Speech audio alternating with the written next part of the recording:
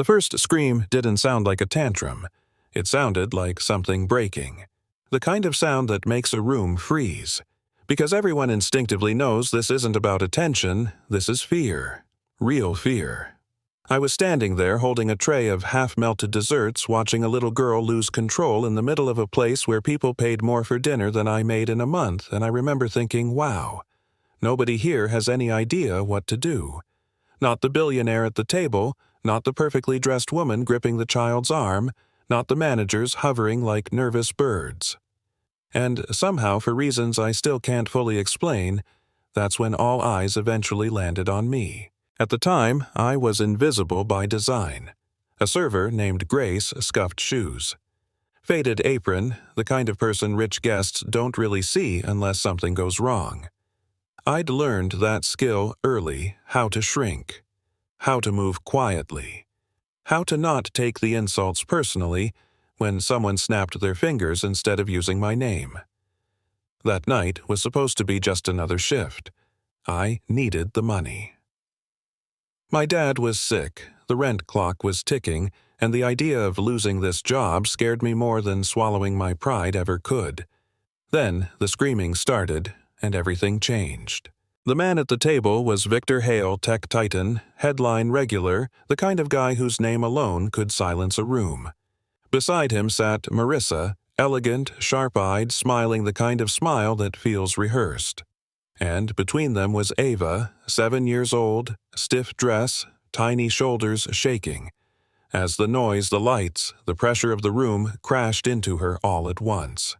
When a tray shattered nearby, Ava collapsed like a building with its supports ripped out. She screamed, covered her ears, rocked back and forth on the floor. Marissa hissed through clenched teeth, "Get up! You're embarrassing us!" and grabbed her arm. That's when Victor stood helpless, panic written all over his face. Phones came out. Whispers spread. I felt my chest tighten because I'd seen that look before. Not in a restaurant, but in my own living room years ago with my younger brother when the world got too loud for him. I didn't plan what I did next. I didn't ask permission. I dimmed the lights in that section, grabbed a clean linen napkin, walked past Marissa's glare, and sat down on the floor a few feet from Ava. I didn't touch her. I didn't speak. I just put the napkin over my own head like a tent and sat there still as a statue. It looked ridiculous. It felt ridiculous. But the screaming slowed, then stopped. Ava stared at me like I was an alien.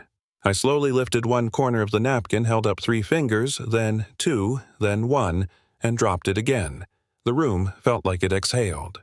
When Ava crawled toward me, Victor looked like he'd forgotten how to breathe. I whispered so softly it was barely sound. "The world gets too loud sometimes, huh?" "It's okay to hide." She nodded, crawled under the napkin with me. 30 seconds later, the panic was gone. Not fixed, not cured, just settled. When I stood up and explained what had happened, I didn't soften it.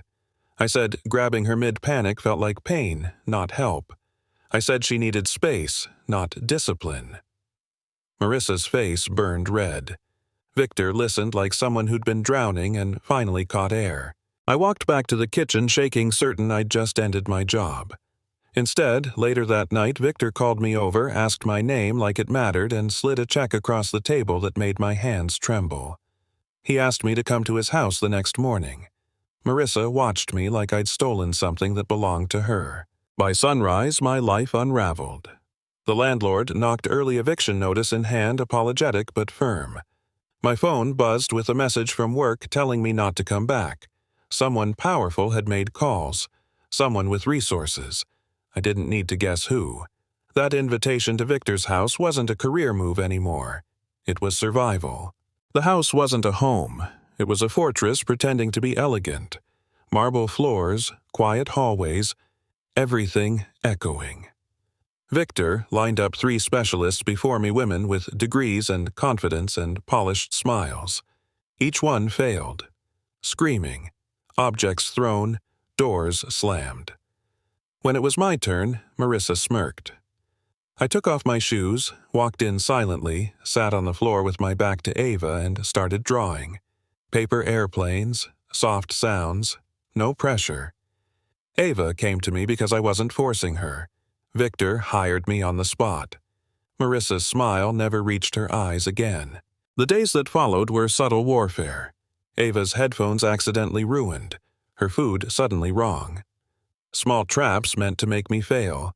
I didn't complain. I adapted. Ava learned. She laughed. Victor noticed.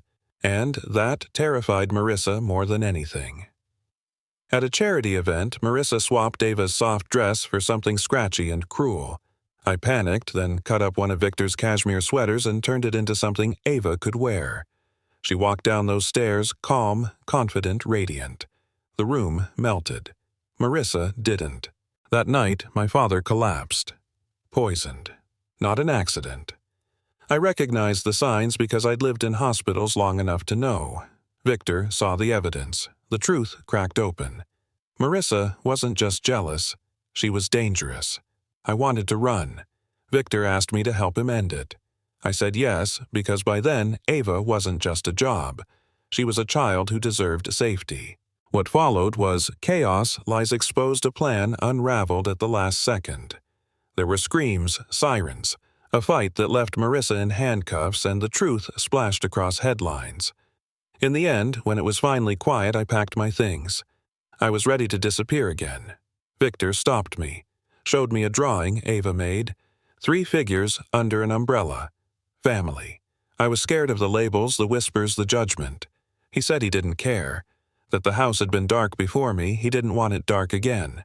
So I stayed. Years later, Ava stands taller, steadier. My dad laughs more than he coughs. And sometimes when the world gets loud, we still sit quietly together until it feels safe again. Funny how the person everyone overlooked turned out to be the one who held everything together. So here's my question for you. Was I right to cross that line, to speak up where I didn't belong? Or should I have stayed invisible like people expected? Drop your thoughts in the comments.